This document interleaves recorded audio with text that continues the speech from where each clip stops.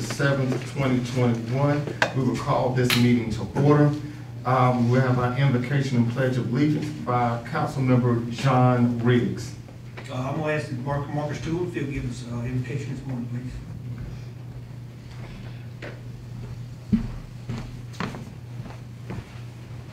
God, we thank you for this day. We thank you for each person of council, as well as each person here, and for all of Statesboro. We pray that you be with us, be with the council members as they make decisions regarding the city. May it be done to your glory and for the good of all people. Thank you and amen. Amen. I pledge allegiance to the flag of the United States of America and to the republic for which it stands, one nation, under God, indivisible, with liberty and justice for all. We'll move down to agenda item 3, public comments. Leah, do we have any public comments? No, Mayor. All right, we'll move down to agenda item 4, consideration of a motion to approve the consent agenda. The consent agenda includes approval of minutes for August 17th, work session and council meeting, special call meeting for August the 24th, and 2 public hearings for August the 31st. Is there a motion to approve? So moved. Is there a second? Second. All those in favor? Aye. All right, it also includes agenda item B, which is consideration of a motion to approve the due date for December 20th, 2021 for the City of Statesboro property tax bills. Is there a motion to approve 4B? So moved. Is there a second? Second.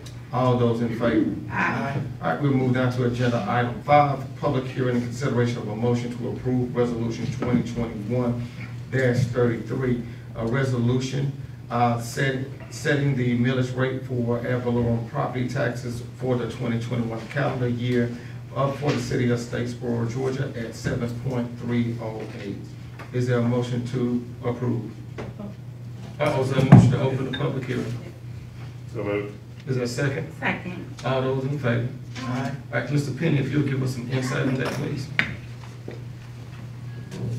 Mayor, members of the council, annually, you have a responsibility to set the tax rate, the millage rate.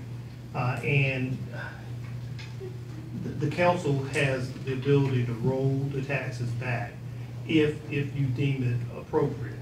And in this case, you see a minor, modest increase of about 2.02%.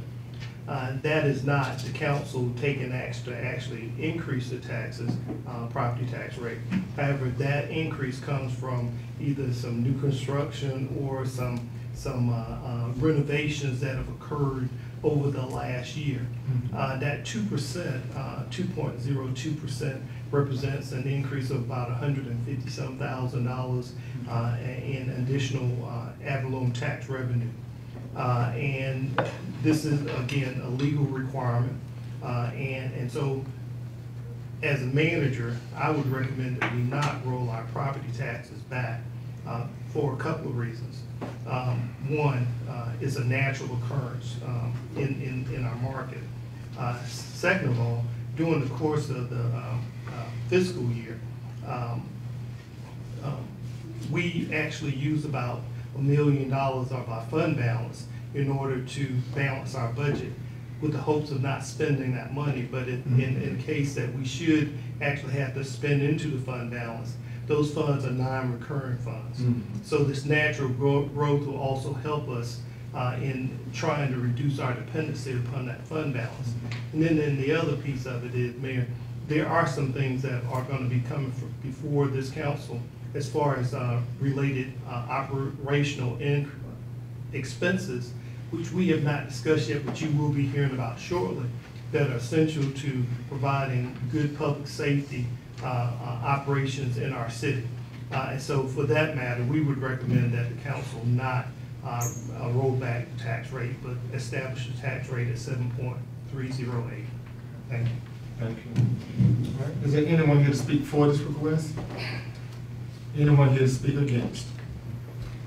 All right. Is there a motion to close the hearing? So moved. Is there a second? Second. All those in favor? Aye. All right, we'll open it up for council discussion. Any discussion by council? Just to be clear, Mr. Penny, no one's tax rate is going up on their house. And the reason our digest grew is because the city grew. Yes. Very good, thank you. All right. So Phil, you saying that the tax rate 7.308 is the same as it was from 2018, 2019, 2020, 2021? That's what I'm saying, there's We're not only. raising taxes. Yeah. And it's, I know that's what you were. Yeah, right? and it's still lower than the tax rate was in 2013. Yeah, there you go. So, yeah, just as a point of clarification, right? No, but I literally had a couple people ask me over the weekend, you know, oh, I heard my taxes were going up. No, Yeah. they're not. Exactly. At least not from us, maybe the county or the BOE, but not us. Yeah. I think we don't do that. Well, there you go. But when it's that high, you can roll it back, right? Right? Yeah. Yeah, so what then? Yeah. With that being said, is there a motion, from council to approve? So move. Is there a second? Second. All those in favor? Aye. All right, we'll move down to agenda item 6. Consideration of a motion to approve the affordable housing plan for the city of Statesboro, Georgia. Mr. Penny, if you will, give us some insight on this. Mayor, members of the council, for 2 years now, we've been working on, we haven't been working on the housing plan, but for the 2 years that I've been here, we've been working on how we improve neighborhoods in our community that have some distressed housing. So for the last year, we have been in the process of developing affordable housing plan. And as you know, we have great interest in applying for CHIP funds and for CDBG funds. And in order to really make a strong case to DCA, having an affordable housing plan in place is important. We've enlisted the services of Blakely Group. We've also utilized the services of CRC as they have prepared the affordable housing plan as our consultant, so that we can put this out so the public knows what our plans and what our intentions are when we have funds available. And so it is important to have an adopted plan that we will share with DCA and with our public. And so for that matter, we would recommend that the council adopt the affordable housing plan that we talked about at the last work session. We talked about it several months ago, and it's before you today to officially adopt this affordable housing plan. We recommend it to you, Mayor. Good deal. Thank you, Mr. Penny. Any discussion by council? I've got a couple of questions, please. I know we've been looking at this in various forms, like you said, for quite a while. But as I was reading through the final product, I was curious about the Section 8 housing. So right now, individuals who are savvy enough to know about it and want to try to get it have to deal directly with the state. So one of the recommendations was that we ask the Statesboro Housing Authority to take on, kind of be the middle person for that. Is that correct? Is that part of the plan? And I'm going to look to Kathy, and I believe that is the case. Yes, that is correct. Right now, anyone who wants to apply for Section 8 has to go to Atlanta and apply through their offices up there. So it would be much more efficient if the housing authority would assume that role for the Statesboro residents. So that's part of the plan. Have we already reached out? Do we have any indication about their ability to take it on? Not at this point, but the executive director is on our neighborhood committee, and we will certainly have that conversation once this plan is adopted. Thank you. And it is a normal practice, community I came from for the housing authority was to keep with those Section 8 vouchers. Yeah. And that is an important relationship to have. Yeah, it makes sense to me. Yes. So a couple of other things, and I realize this sounds like kind of a broad, generic plan that's our general direction, and a lot of the details still have to be worked out. But another piece I picked up on was the TAD expansion, the recommendation that you expand TAD, so that folks who are fixing up houses in these depressed areas can get some relief through that, financial relief. again, I'm gonna call on Ms. Kathy.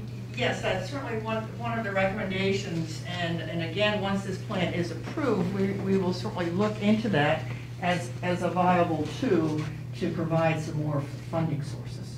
Okay. Yes. Yeah, we're trying to be as creative as we can. Though I will say, Sherry, TAD money is typically not used for single-family residential type use, and it's specifically for public infrastructure. So it can be used for sidewalks and green space, but it can't necessarily be used for development. So it's a good one, but it is limited. Yeah, but it's good for infrastructure use, which will have a positive effect on the neighborhoods, and so I think Agreed. that's where we're coming from on that one. And so one of the other recommendations I saw and was pleased and surprised about was the possibility was offered of the city either acquiring, leasing mobile homes and setting up a temporary housing, since there's such a crush in people looking for places. That was included in the report. So if we explore that and find it's a viable option, you would come back to council with that, I'm assuming? Absolutely, and the idea is that we need a viable relocation plan, because some of these homes are pretty much not fixable. And so, therefore, until you replace that housing unit, where do you temporarily relocate residents to? And so one of the thoughts was to use mobile homes, a la like the FEMA model, if, you know, when people get relocated because of hurricanes and storms. So that was the purpose for putting that in there. Okay. And to that point, again, previous experience being a FEMA, because you do have to provide some relocation, which can be very expensive, we would have to come back to you to allow that to go in that zoning district. But it would be for a temporary time, and then afterwards, because I can tell you, I've had experience where folks have stayed there for 2 years, and you had to pull them out of there. But in this case, it would just be while that renovation is occurring. Sounds good, a lot of good things in here. Good, thank you. Any further discussion by council? Seeing that there is none, is there a motion to approve? So moved. Is there a second? Second. All those in favor? Aye. All right, we'll move down to agenda item 7. But before we go into agenda item 7, I do want to say this. Statesboro, this is a big deal.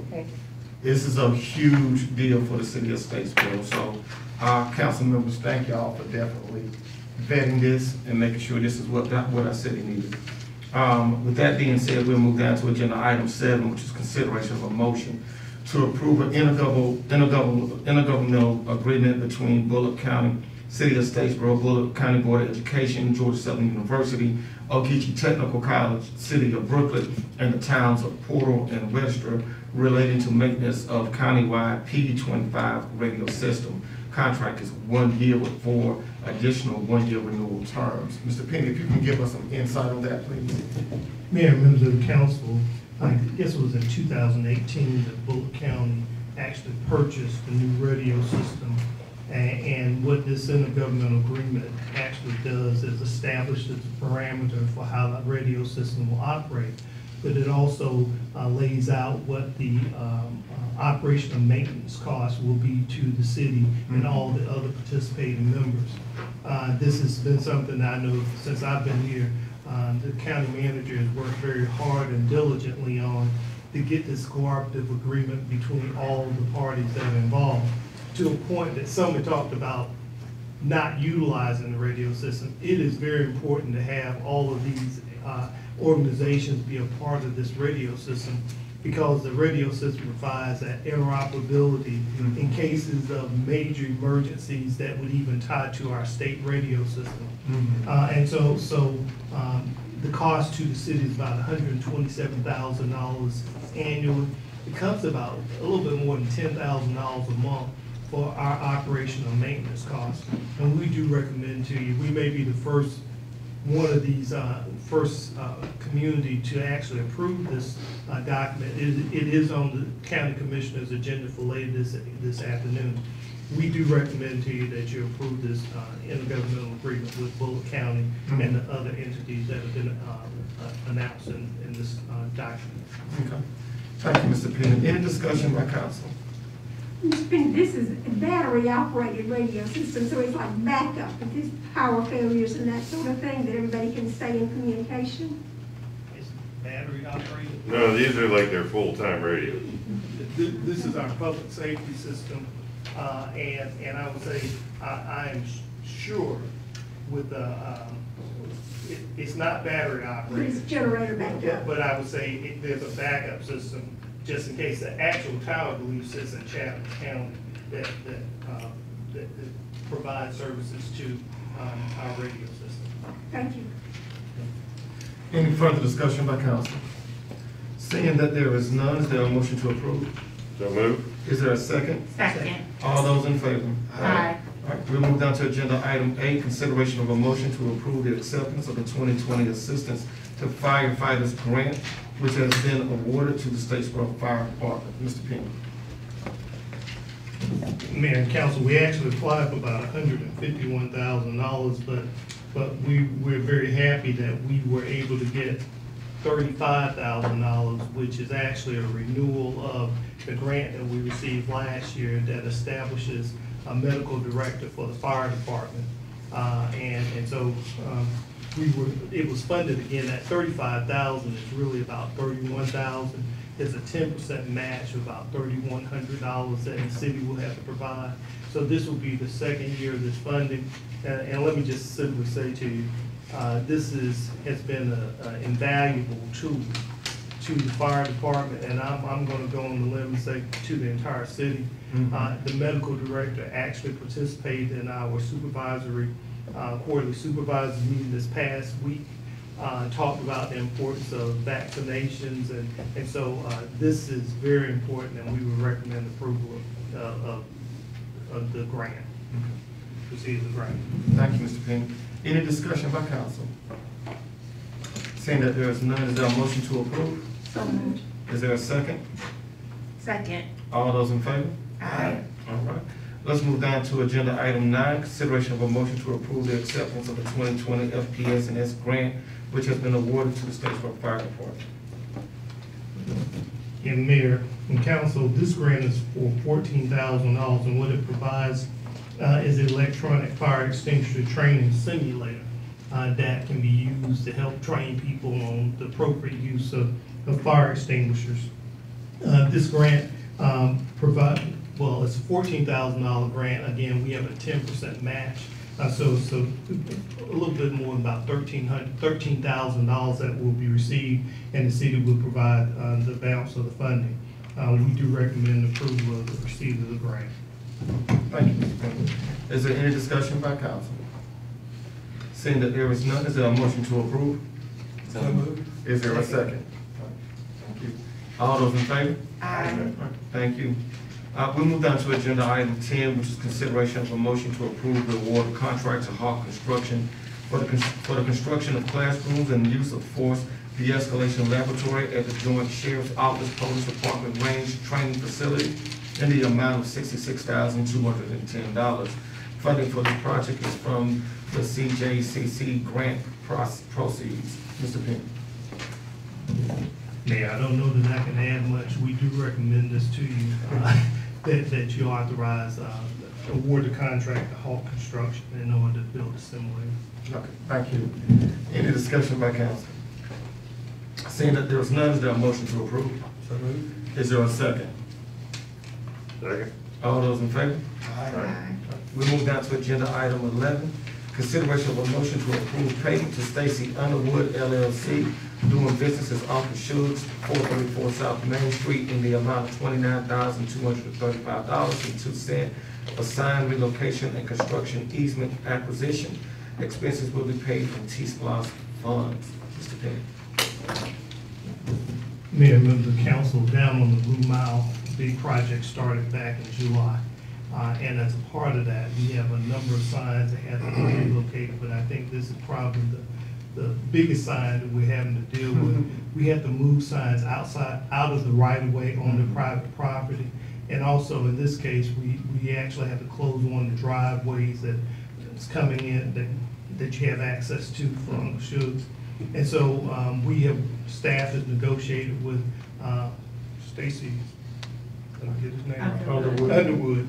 I want to call him Smallwood. Underwood. For the amount that's before you, the $29,235.02, and we do recommend approval of the agreement with Stacy Underwood. Okay. Any discussion by council? Seeing that there is none, is there a motion to approve? So moved. Is there a second? Second. All those in favor? Aye. All right, we move down to agenda item 12, which is consideration of a motion to approve a memorandum of understanding and agreement with Georgia Southern University for development of Aikens Boulevard Phase 2. Mr. Penny.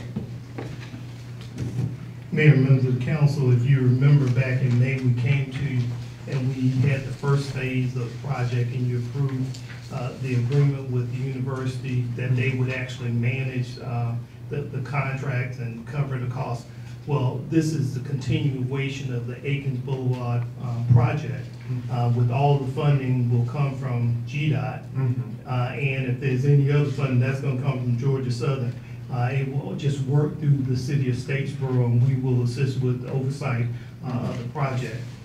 We do recommend the approval of the agreement with the university to move this project forward. Okay. Council, any discussion? Seeing that there is none, is there a motion to approve?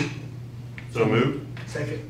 All those in favor? Aye. All right, we'll move down to agenda item 13, other business from city council. Is there any other business from city council? We can talk about vaccine incentives. Whatever other business, anything that you want to bring up? I'm gonna talk about that in my report. Okay. That's fine, thank you. Okay, good deal. All right, seeing that, okay, we move down to agenda item 14, which is city manager comments. Mayor and council, I have a number of items I just wanted to bring to you before I get into two important reports. I do want to just bring to council's attention, we're entering that fall season where we're starting to see a lot of activities, public activities that require our staff. And I just want to get your support and advice in some of this, especially where it entails utilizing city staff. If our infection rate stays at the place where it is right now, it's about 27% positivity rate. I'm interested in hearing from you how you would like for us to proceed. With that kind of infection rate, we need to be socially distancing and not encouraging a lot of, we're not trying to support a super spreader. And we had an event that was supposed to occur on the 18th of this month. Staff did not approve that. It was going to take a lot of our resources in order to be able to manage that. And we may have another parade in October. Hopefully by the time we get to October, our infection rate will be below 5%. But we will be talking to the sponsors of these events about the implications of having these events where we have a lot of people in close contact. What they do on private property is one thing, but utilizing a lot of city resources in order to support an event that could actually help the spread of COVID is a concern that I just bring to your attention. And ask them. This is the position of the mayor. At this point right now, it would be unwise under the circumstances that we're facing as far as the spread of COVID within our community to be able to support these initiatives, though they are great initiatives and we want to see people come together. But in our current climate, it's just not the wise thing to do, especially the strain that we're seeing on our medical infrastructure, as well as what we're seeing as far as the number of people that's actually losing their fight to COVID-19. That is the position of the mayor. I will lean to what council believes, but that is the position of the mayor. I really wish if we could do this in a safer environment, yes. But my opinion is that with these numbers where they are, it will be unwise to go that route. Now, for far as for the event in October, if our rate is down, then I think we'd be able to make that call at that time, but in our current situation, I just don't see us being able to do it safely. Can I ask for clarification? Are you asking about special events specifically? Well, I mean, your request was rather vague, so I'm just trying to put some context around it.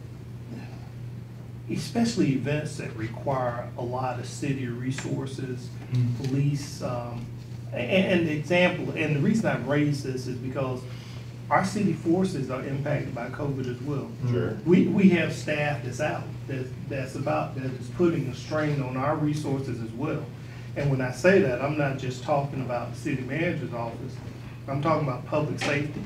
And so if we're gonna have events that require us to block off intersections and all that, then we have to staff that.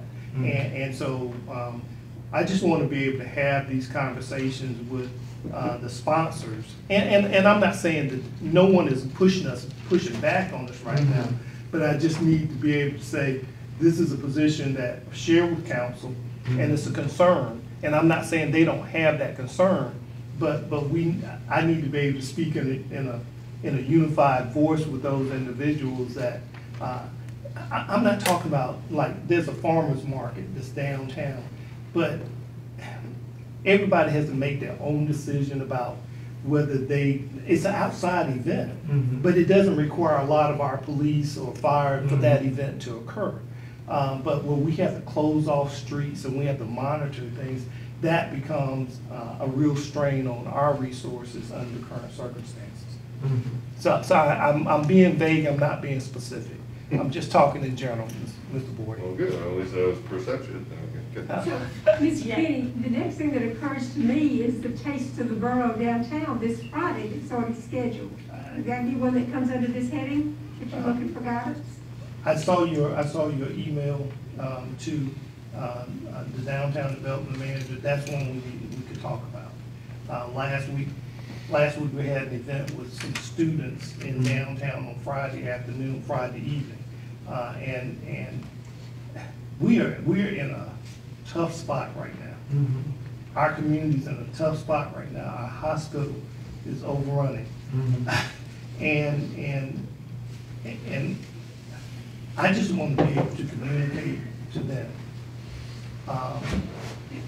Council's concerned, I'm concerned that these events, we might need to look at holding off on some of these events until we're in a better place than we are right now. And that's all I'm asking.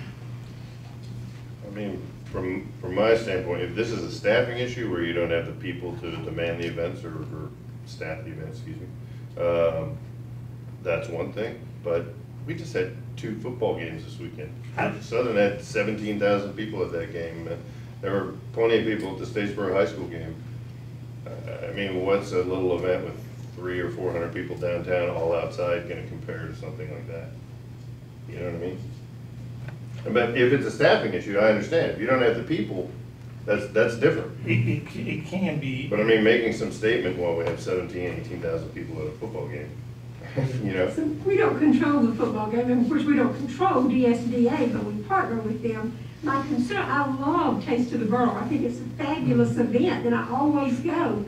But when you go, you're going into you got lots of people crowded into each of the places, indoors, taking off their masks to eat. It's an eating event, and it's indoors, it's not outdoors. So I do have great concerns about us endorsing it or participating or supporting it. I'm not trying to create a problem, I just. The problem's here. Is that the only event, or is there more events that you have concern about? Well, I know we were looking at a big event, I think it was October with the homecoming. And, You talking about for us doing the downtown get down? Yes. Yeah, that we can't do that. Yeah, that wouldn't be wise. that would be a big event. Yeah. That we would be sponsoring. So, yeah, I'm clear that that wouldn't be a good idea with us sponsoring it. But as far as the what is it called? Taste of the Borough. Taste of the Borough, I don't know. Yeah. we can have some conversations with them if they can do it with limited resources. I can tell you, there's a strain on our resources. Yeah. I can tell you, there's a strain with fire, there's a strain with police. Mm-hmm. And right now, I think we have about 10 people out in the city organization. Mm-hmm. And so if they can do it with limited resources from the city, Mm-hmm. I know we're not trying to just we're not trying to close the city down. Yeah.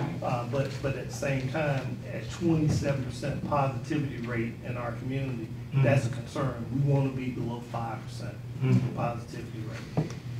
Yeah. I'm not trying to create a problem, I just Okay. want to share this concern with you. I'm going to call your attention to, in your FYI packet, I want to talk about Harper Funding. Okay. A little bit more, something a little bit more positive.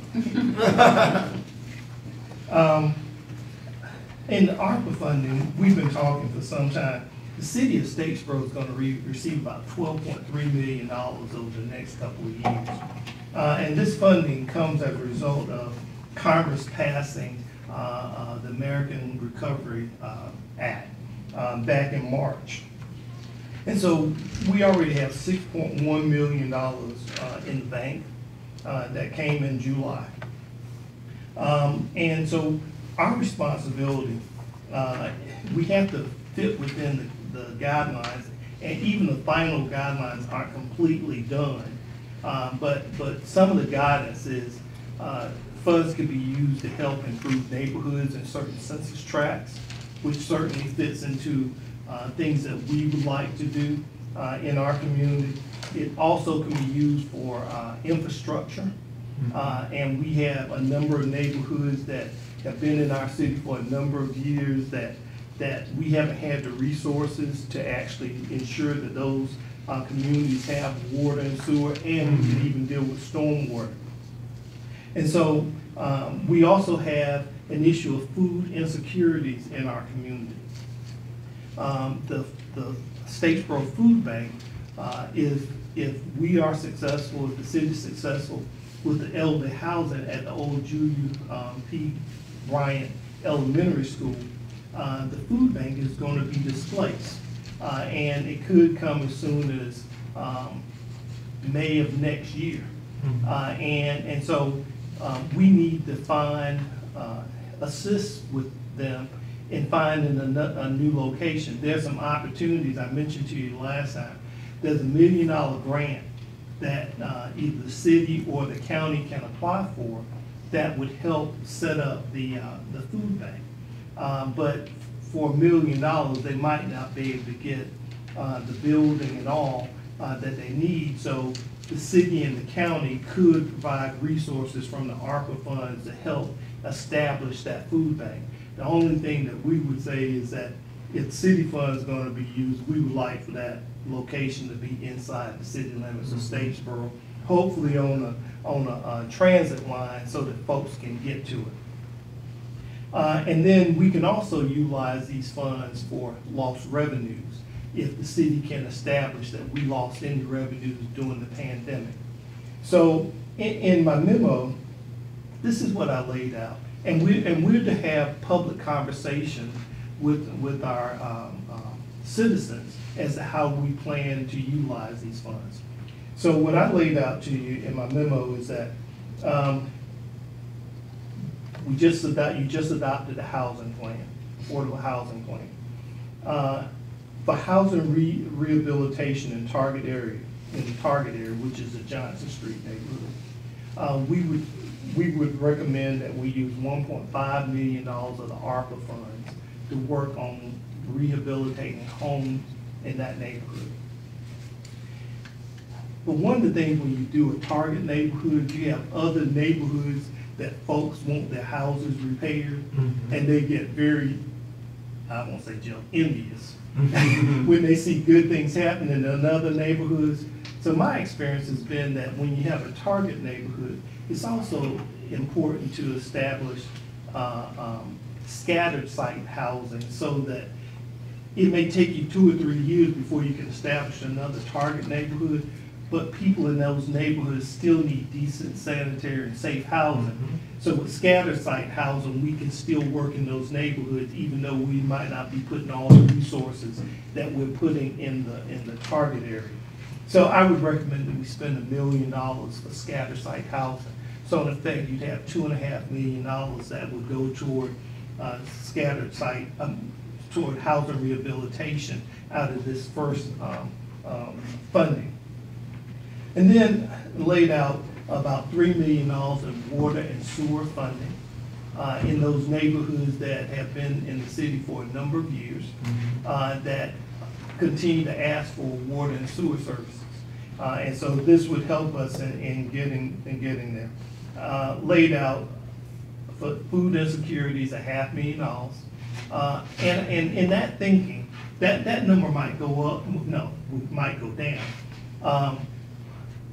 But with the food bank, what we'd like to be able to do, and working with Tom Couch over at the county, again, with being inside the city, we would hope that we would be able to help the food bank first get the $1 million to establish, to help with the establishment of a new facility, or a reuse facility. But what we'd like to do is not put them in a position where they have a mortgage on a building where they're struggling to pay the monthly mortgage payment. But the board would be responsible for raising operational support versus having to worry about the monthly mortgage payment. And so that's what we're looking at there. And then again, I have $153,110 for potential lost revenues that the city may have incurred. That's just the first $6.1 million. And so from there, and we have until I think the end of next year, we'll get another $6.1 million. And we just have to have a plan established by the end of December 2024 on how we're going to use these funds. But we actually have until December 31, 2026 to expend all these funds. So fortunately, it's not something that's looking for a shovel-ready program. So out of the second allocation of funds, we would recommend, again, a second target area. And we would, again, lay out $1.5 million that would be used for the second target area, whatever that is. And what happened, the Johnson Street neighborhood was chosen by the GET community committee. So they would need to, along with staff, to identify where our second target neighborhood should be. And they probably already know, but that $1.5 million will be for the second target area. And then, again, another $1 million for housing rehabilitation and scattered site. So, Mayor and Council, that would establish $5 million for housing rehabilitation in Statesboro. I would believe that we should be able to help transform some neighborhoods with that $5 million. Again, another $3 million for infrastructure for water and sewer. And I will say this, and want to be transparent with everyone here. We will flesh this out in more detail, and we'll come back to council probably at the next work session and lay this out in more detail and how programs might operate. But part of what we will also look at, we'll look at neighborhoods that need water and sewer. But we also have some water and sewer plans that are already laid out. And not trying to be sneaky or anything, we also need a new fire department, fire station. However, that's not available. These funds cannot be utilized for a fire department. So what we may end up doing is reallocating some other water and sewer projects and utilizing some other city funds to help with the siting of a new fire department in the city of Statesboro. I also lay out $653,000 in lost revenue. That actually provides us some flexibility with our funds so we can go back and reallocate those funds. But our intent is not to send the federal government one penny of this $12.3 million, but to use it all here to improve neighborhoods and improve lives in Statesboro. And as I said to you, we plan to lay this out to you in more detail at the next work session, at the next meeting. But I'll be glad to answer any questions. All right, thank you, Mr. Penny. Any discussion by council members? Sounds good, thank you. Been done. All right. Good deal. Thank you, Mr. Penny. Thank you to the staff, Kathy and your team, Jason. That's good. $5 billion in neighborhood revitalization over the next few years. That's transformative for this community. And that's with the hope that we are still going out the CHIP grants, community development block grants and things of that nature. So thank you guys so much for your work. We'll move down to agenda item. Yeah, I got another item. Mr. Penny. Okay. Go ahead, I'm sorry. Well, I just want to say, we are going after CHIP and community development block grant funds, and the hope is that by getting these programs already established with these funds, it'll make us have a stronger application. Okay. The next item I want to talk about the vaccination incentives. Okay. I shared with you a memo after our last discussion, and you gave me some directions. And when we left that meeting, our staff did a little bit more digging, and the incentives that we laid out to you, the city can actually run a drawing.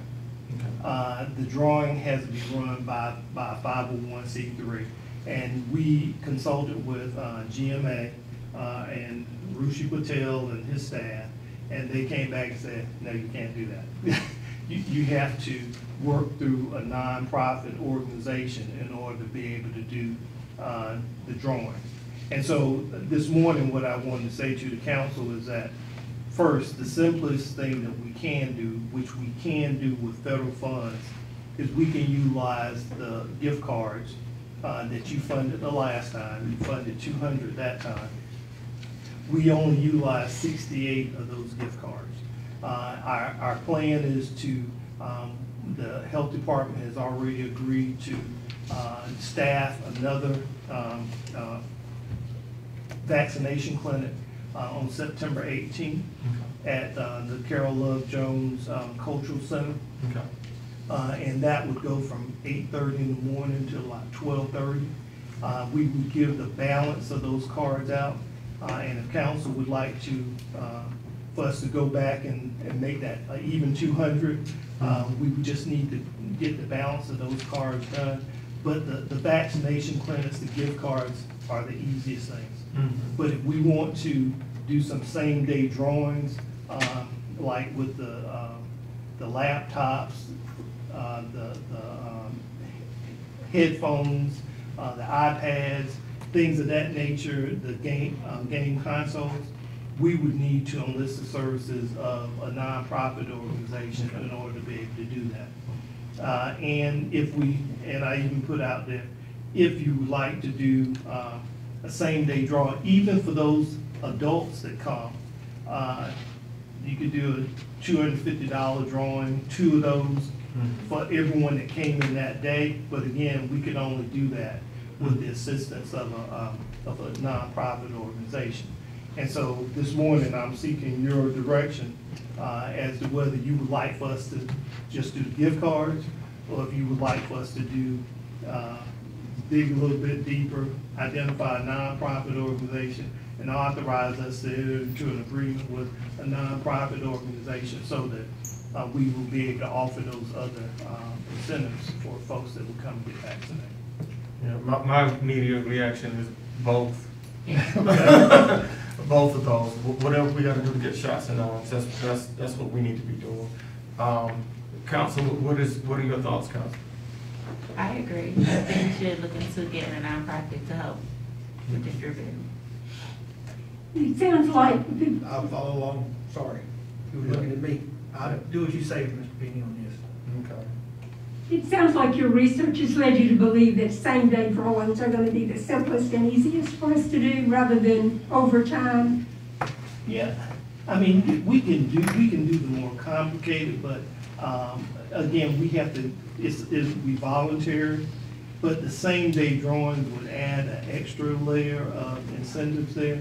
And again, for you, and I know the last time, I presented, I don't read comments on social media, so I'll let y'all read those, because I'd still be able to recommend to you what I believe are good things. And people saying I was trying to create havoc in homes and all. That's not what I'm trying to do. What I want to do is... If that's creating havoc in homes, then the havoc was already there. Yeah, what I want to do is I want to see young people get vaccinated. Yeah. I want to see adults get vaccinated. Mhm. These young folks that are below the age of 18, to come to our clinic on September 18th, they cannot come alone. Yeah. They have to have a parent or guardian Mhm. come with them that will sign for them to be able to get the vaccination. But with the gift cards, and unless y'all tell me different, Mhm. if a student comes, they will get a $50 gift card, Mhm. okay? If a parent comes and gets vaccinated, they will get a $50 gift Mhm. card. But at the end of the day, all those students that came could be entered into drawings for a laptop, Mhm. headphones, a game console, AirPods, iPad. We wouldn't do all, we would have probably one or two of each one of those things. Mhm. But at the end of the day, they would be entered into a drawing that they could, their odds are actually better. Mhm. And if we had adults, if we had 100 adults, they would have pretty good odds that day for a $250 drawing if we did one or two of those. Mhm. I think that's the easiest way to incentivize our public to come and to get tested, to get the vaccination. I will also say that we also had people that came to our community from outside the county to get vaccinated last week. But I believe in order to get 200, we need to have it on the date that people are not working. Mhm. So work is not a hindrance to them Yeah. coming. And I think what needs to be clear is that we did vaccinations for 4 hours and 68 people showed up. So if you break that down, that's a shot in the arm every 5 minutes. So to me, that's successful. But I believe Mr. Councilman Boyd had a statement. Well, I think you're mixing the two. You got the $50 gift card in the one hand, and then you have a drawing, which is gonna require us to hire a 501c3 to Mhm. operate the thing. Mhm. I don't know that you can get that set up in time for the 18. Not only that, but how do you handpick the 501c3? I mean, now you start, and they're gonna wanna charge us. Nobody's gonna do this for free. So, my point is, maybe we just need since it's the easiest, cleanest, and clearest way to do this, just focus on giving out those cards and maybe doing as many of these things as we can. But one of my suggestions is do it on water cutoff day. I mean, no one come in to get their water cut off and get a shot, 2 for 1. That's what we were trying, we've already With the passed, first one. that first water cutoff day. And We got 3 every month. don't we? Yeah, but the first one was like, would have been this past Friday. But we thought we might catch some folks, but there wasn't much, and I think I said cross-pollination. The folks, and we were standing out front and we were asking folks a year for vaccination or a utility bill. And they look at us real strange, I can't pay my utility bill. Very few of them coming for the utility bill actually came over to get Got the vaccine. to get a Fair enough. vaccine. But again, we can try that again. I think it would be great to go ahead and identify some additional dates. The health department is a willing participant, Mhm. and they like the incentives. They like, I hate to say this, sounds sort of morbid, they like giving shots. Is the 18th a Saturday? It Yeah. is a Saturday. Saturday. So there'll be a farmer's market, and I'm sure we can do some advertisement Yeah, and push yeah, it. Yeah. You gonna have it all day, or? No, it's only 4 hours. It Just would be 4 for hours. 4 hours. And if we go beyond 4 hours, we have to find another location. Oh, I see. Oh, it's not here. Yeah, Yeah, it's gonna be a in little bit Carroll more. of Jonesville. Yeah. But again, we'll go ahead and identify, the 25th is coming. Yeah. And, you know, and again, the health department is flexible, in the willingness to work for us. I mean, maybe we just, when you're identifying dates, just a thought, maybe identify when we're having the event. I mean, I know, the event you guys had, The youth council, this is the yeah, follow-up. at the Ag South, I mean, you snagged 40 people that you wouldn't have otherwise snagged because they were just walking by. So let's maybe look at some big events and pop up a tent out at tailgate, who knows? Why not? So I'm just saying, think of other ways, instead of trying to attract people, let's go to where the people are and see if we can get them. That's smart. Yeah. So this Saturday, the 18th, is the follow-up to the youth council. So kids whoever came and got their first shot then can come and get their second shot. That's the reason for the timing, why it's on that day. That wasn't my thinking, Ms. Barber, but I like it.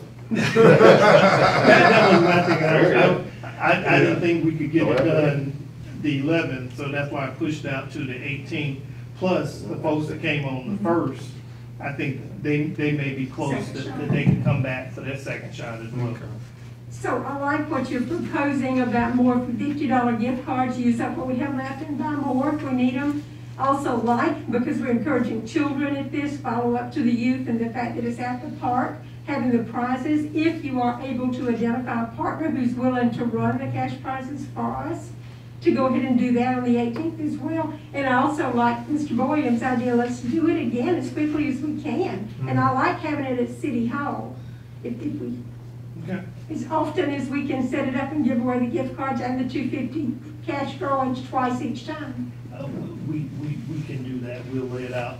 Again, in order to work with and Kane helped me out, in order to work with the nonprofit, we need authorization from council. We would. To be able to do that. Well, and a specific MOU, correct? Yeah. Or at least authorization to enter into an MOU with the terms set by council. Okay. So next time we come together, that can be on front of us. Okay, but now, that's going to be after the 18th. Yeah, is that something, can we approve that today?